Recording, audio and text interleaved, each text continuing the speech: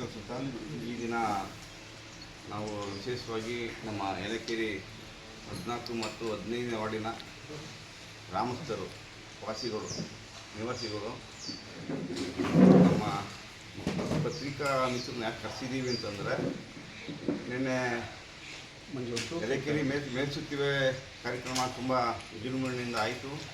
ಜನ ಸೇರಿದ್ರು, ಒಳ್ಳೆ ರೆಸ್ಪಾನ್ಸ್ ಕೂಡ ಸಿಕ್ತು.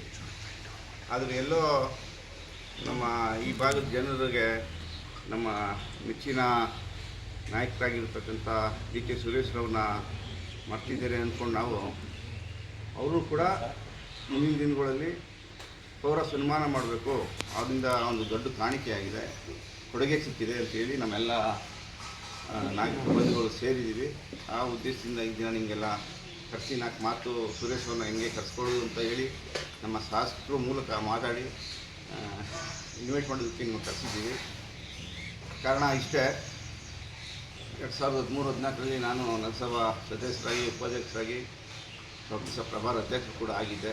ಆ ಸಮಯದಲ್ಲಿ ನಮ್ಮ ನೆಚ್ಚಿನ ನಾಯಕರಾಗಿರ್ತಕ್ಕಂಥ ಡಿ ಕೆ ಸುರೇಶ್ರವರು ಅಲ್ಪಾವಧಿಗೆ ಬೈ ಎಲೆಕ್ಷನ್ಗೆ ಒಂದು 6 ತಿಂಗಳ ಮಟ್ಟಿಗೆ ಅವರು ಲೋಕಸಭಾ ಸದಸ್ಯರಾಗಿರ್ತಾರೆ.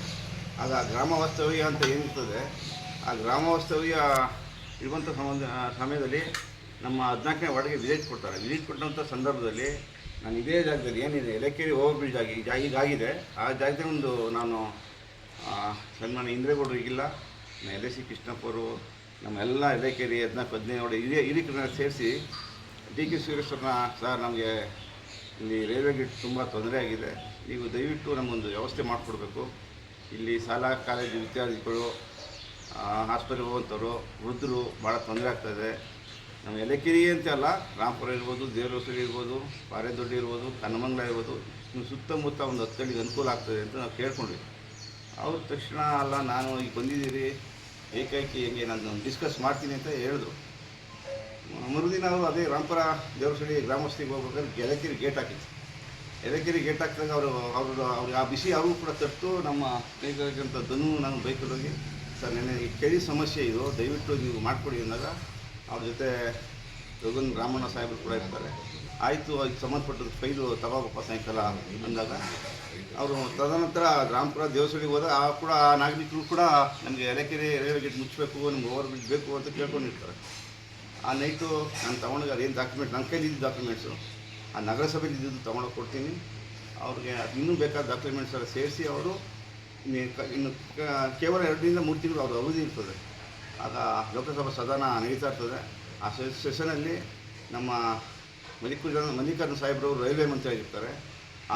ಆ ಸಂದರ್ಭದಲ್ಲಿ ಆ ಸ್ಯಾಂಕ್ಷನ್ ಮಾಡಿಸ್ಕೊಂಡು ಬಂದು ಸುಮಾರು 15 ಕೋಟಿ ವೆಚ್ಚದಲ್ಲಿ ಇದು PSUV ಅಂತೇಳಿ ಒಂದು ಆಂಧ್ರ ಕಂಪ್ನಿಯವ್ರಿಗೆ ಟೆಂಡರ್ ಆಗಿ 14,95,00,000 ಸ್ಯಾಂಕ್ಷನ್ ಮಾಡಿಸ್ಕೊಂಡಿರ್ತಾರೆ. ನಾನು ಈ ಪತ್ರಿಕಾಗೋಷ್ಠಿ ಯಾಕೆ ಹೇಳಿದೆ ಅಂದರೆ, ಅವ್ರ ಈ ಸಂದರ್ಭದಲ್ಲಿ ನಾವೆಲ್ಲ ನೆನೆಸ್ಕೋಬೇಕಾಗ್ತದೆ. ಅವರು 14 ಕೋಟಿ ಅವತ್ತು ಸ್ಯಾಂಕ್ಷನ್ ಮಾಡಿದೆವು ಇದ್ದರೆ ಇದು ಮುಂದೆ ಆಯ್ತಿತ್ತೋ ಇದು ಒಂದು ಗೊತ್ತಿಲ್ಲ, ಆಗ್ತಿತ್ತು, ಬಟ್ ವಿಳಂಬ ಆಗ್ತಿತ್ತು. ಬಟ್ ಆಗ ಅವ್ರನ್ನ ನೆನೆಸ್ಕೋಬೇಕು, ನಮ್ಮದೆಲ್ಲ ಕರ್ತವ್ಯ ಅಂತ ಹೇಳಿ ಅವ್ರಿಗೆ ಈ ಭಾಗದ ಜನ ಎಲ್ಲ ಸೇರಿ ಒಂದು ಪೌರ ಸನ್ಮಾನ ಮಾಡಬೇಕು ಅಂತ ಹೇಳ್ಬಿಟ್ಟು ನಾವು ನಿಮ್ಮ ಮೂಲಕ ಅವನ್ನ ಆಹ್ವಾನ ಮಾಡೋಣ. ತದನಂತರ ಎಲ್ಲ ನಾಗರಿಕರು, ನಮ್ಮ ಗ್ರಾಮಸ್ಥರೆಲ್ಲ ಹೋಗಿ ಅವ್ರನ್ನ ಇನ್ವೈಟ್ ಮಾಡ್ತೀವಿ.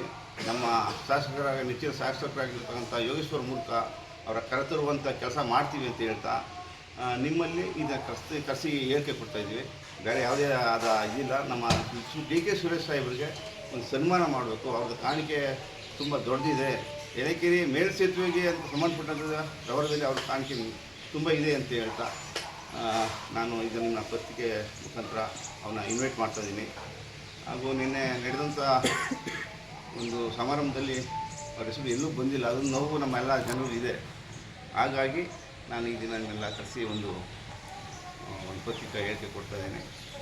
ನಮಸ್ಕಾರ.